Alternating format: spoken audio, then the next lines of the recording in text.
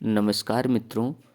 कोई कितना भी बड़ा क्यों ना हो, उसके पीछे अंधों की तरह न चलो, अन्यथा परिवार और समाज आपका हमेशा गर्त में जाएंगे। परिवार भी आपका है और समाज भी आपका है। दूसरों के परिवार भी, उनको भी अपने परिवार की तरह ही समझिए। जब आप दूसरों के मौके पर काम आएंगे, तभी वो भी आपके मौके पर काम आएंगे। ज़रूरी नहीं कि हर तरह से हर एक की मदद की जाए। सबकी मदद अपनी यथाशक्ति यथासामर्थ्य कीजिए। जहाँ ना हो सके वहाँ किसी दूसरे से मदद दिला दीजिए, अथवा उस व्यक्ति से कह दीजिए कि वह स्वयं कोई अन्य मदद ढूंढ ले। अभी आप उसकी मदद के योग्य नहीं हो। लिहाजा आप अपने परिवार और समाज को बिना संभाले मानवता को नहीं संभाल सकते हो। इसलिए हमेशा ध्यान करो कि भक्ति करो, लेकिन मेरी और भगवान की भी चाहे भक्ति करो, लेकिन अंधभक्ति ना करो। गुरु के रूप में एक सहारा होना जरूरी है, जो भगवान तक पहुंचवाता है। अन्यथा ये देवी देवता राक्षस योनियों के जितने भी जीव हैं, वो सब संगति जब आप उनकी करते हो तो उनके गुण आपके अंदर आने लगते हैं। वो चाहते हैं कि आपको ज्ञान ना हो, आपको समझ ना हो, आप उनकी अंधभक्ति करो। इसलिए उनके जो अनुयायी हैं देवी देवता राक्षसों के, वो अपनी अंधभक्ति बहुत अच्छे से पसंद करते हैं, ताकि आप उनके गुलाम बने रहिए, आपका विकास ना हो, और वो आपके शक्ति सामर्थ्य का शोषण करते हुए आपका संसाधन उपयोग करते हुए अपना विकास करते रहें। आपकी शक्ति और संसाधन का वो तभी प्रयोग कर पाएंगे जब आप उनके अनुसार चलोगे, उनको मानोगे। जब आप उनको त्याग दोगे देवी देवता राक्षसों को, तो फिर वो आपको कभी भी अपना गुलाम नहीं बना पाएंगे, ना आपके शक्ति और संसाधन का उपयोग कर पाएंगे। इसलिए भगवान की भक्ति में चलने पर देवी देवता राक्षसों का त्यागना जरूरी है।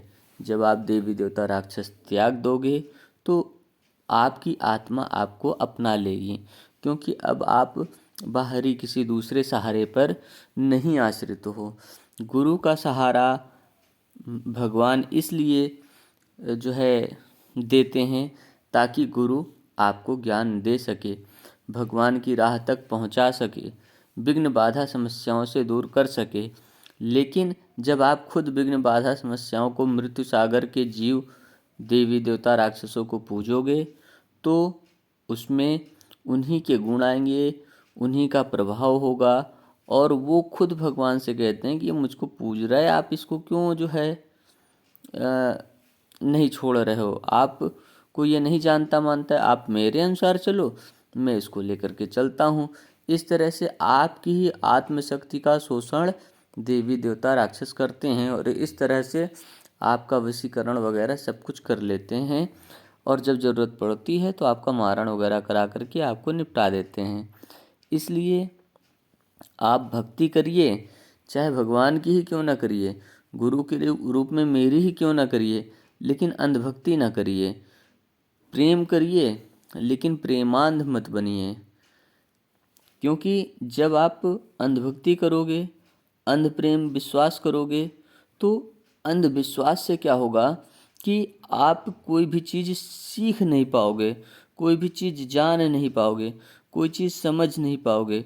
यह बात ठीक उसी तरह की है जैसे आप किसी सड़क पर चलें, चाहे वाहन से ही क्यों ना चलें, अगर आप वहाँ पर आंख बंद करके चलोगे तो हम कहते हैं कि सड़क पर कोई नहीं है। आगे आगे मान लिया कि गुरु के रूप में कोई चल रहा है, और आप उसके पीछे पीछे आंख बंद करके चल रहे हो, तो उस सड़क पर वो आगे मान लिया रास्ता क्लियर करते हुए चल रहा है, लेकिन उस सड़क पर भी गड्ढे आएंगे, सड़क घुमावदार होगी, सड़क का कहीं कोई अन्य किनारा या अन्य कोई साथी संगति का चलने वाला ही जीव आपसे टकरा सकता है। इस तरह से तमाम तरीके की परिस्थितिजन्य समस्याएं पैदा हो सकती हैं।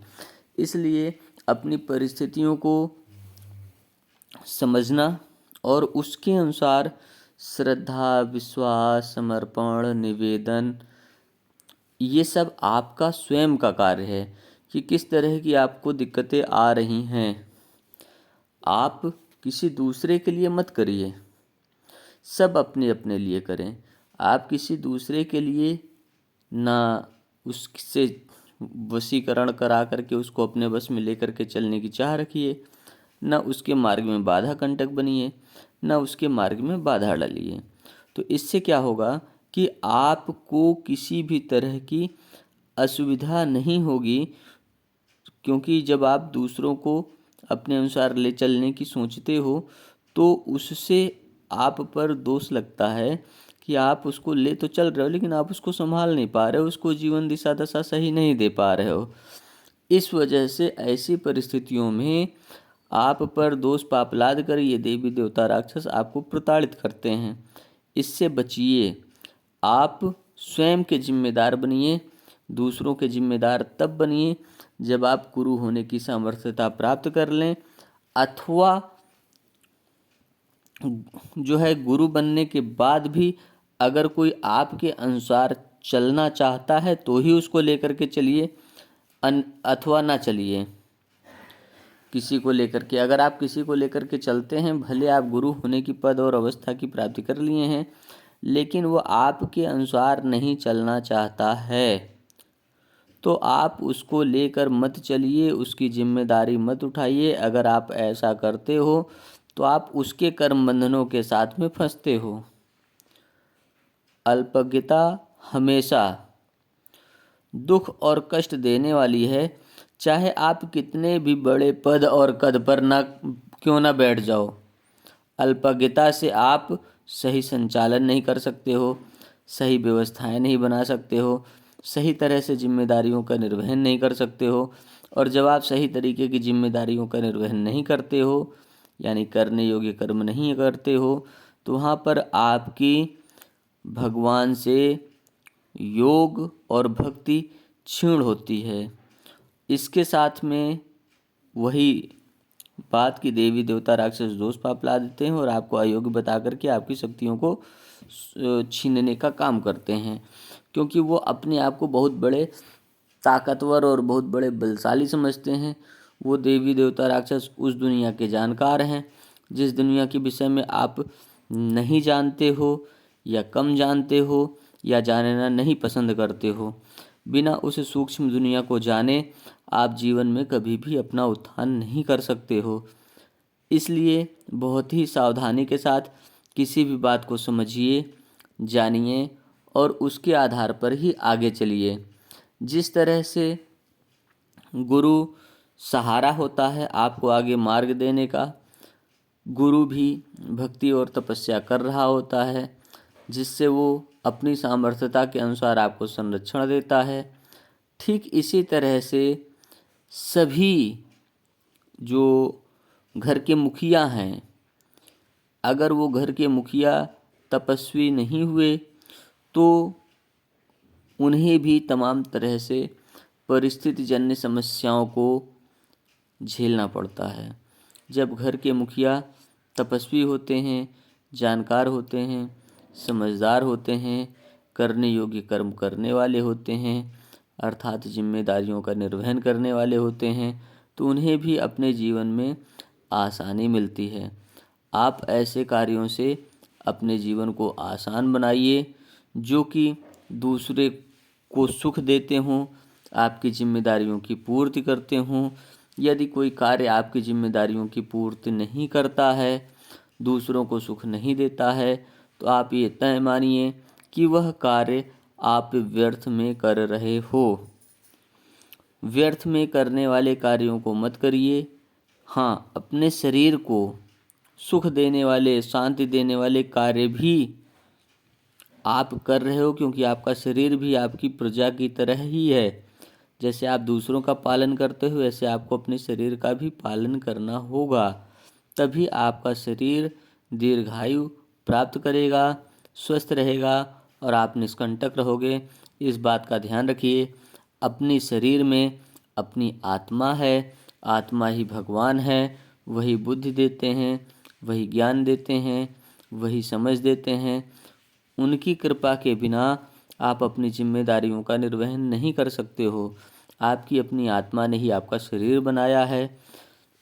आपका शरीर बनाने वाली अपनी आत्मा के प्रति आप कृतज्ञ रहिए।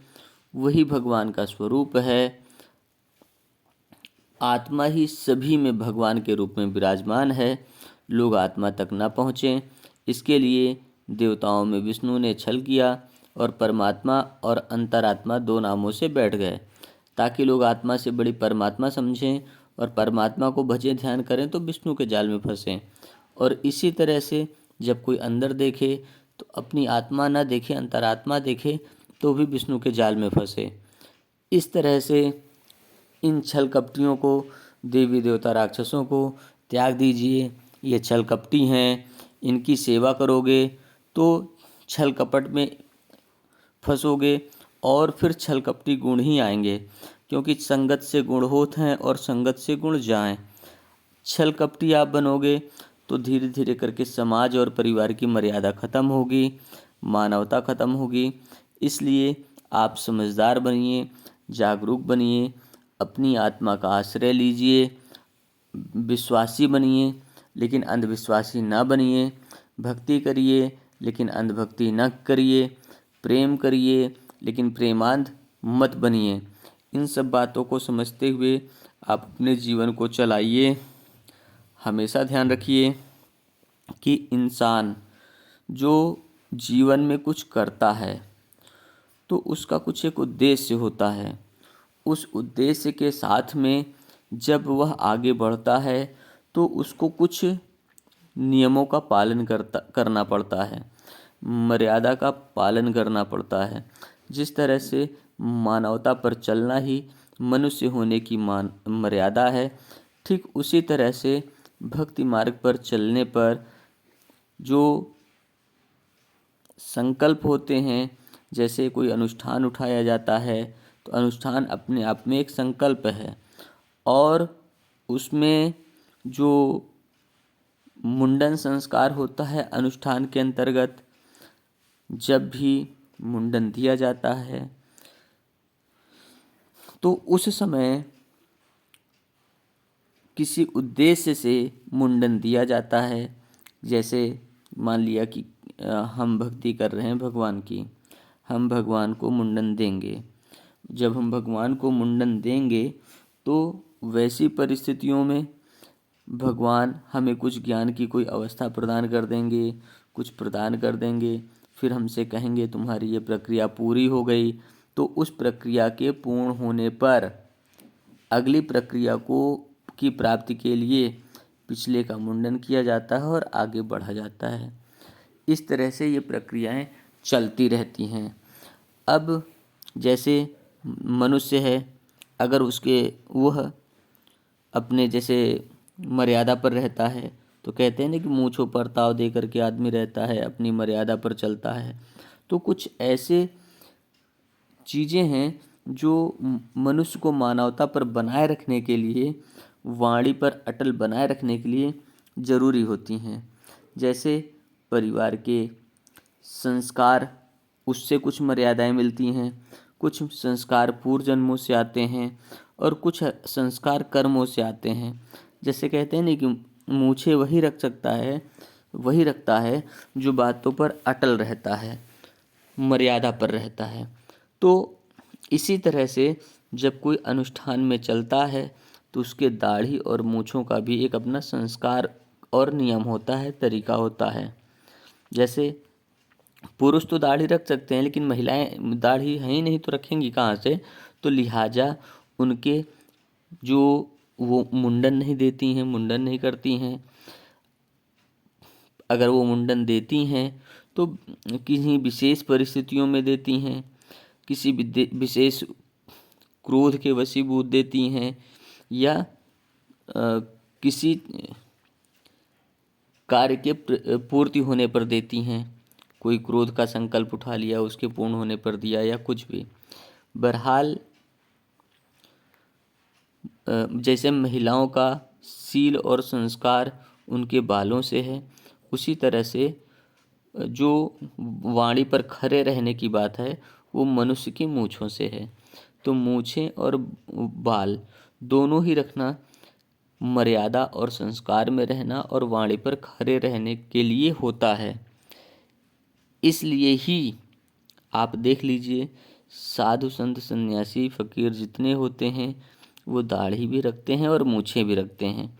इसलिए रखते हैं ताकि उन्हें मर्यादा में रहना है, संस्कार में रहना है। यह बातें उनके बाल याद दिलाएं। और जो मूछें हैं वो इसलिए जो है रखी जाती हैं कि व्यक्ति को अपनी वाणी पर खरा रहना है। इस बात को हमेशा मूछें ध्यान दिलाएं कि अपनी मूछों की इज्जत के लिए, बालों की इज्जत के लिए उनको कार्य करना है।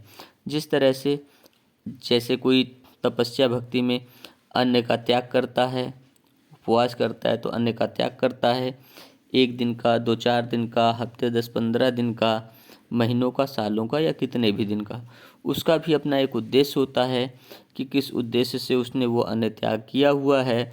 बिना उद्देश्य कुछ मत करिए, अंधभक्ति मत करिए। अंधभक्ति करने से आपका स्वास्थ्य शरीर गिरेगा, बनेगा नहीं। अपना ख्याल रखिए, अभय रहिए, आत्मभक्ति कीजिए, आत्मबल प्राप्त कीजिए, आत्मविश्वास प्राप्त कीजिए। इसी के साथ मैं अपनी वाणी को विराम देता हूँ। धन्यवाद। नमस्कार।